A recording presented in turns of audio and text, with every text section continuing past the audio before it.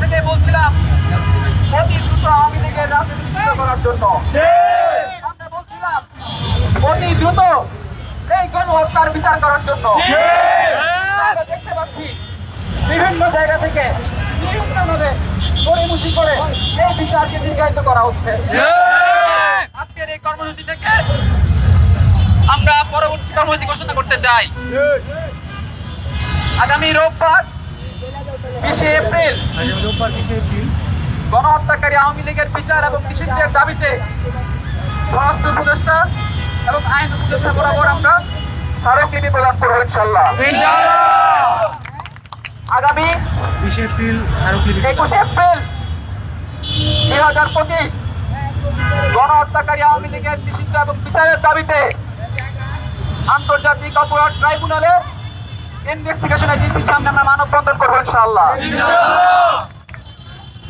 আগামী 22 এপ্রিল 2025 মঙ্গলবার উত্তরার বিএনএস সেন্টারের সামনে জুলাই গণহত্যাকারী আওয়ামী লীগের বিচার এবং নিষিদ্ধের দাবিতে আমরা বিক্ষোভ সমাবেশ ঘোষণা করছি।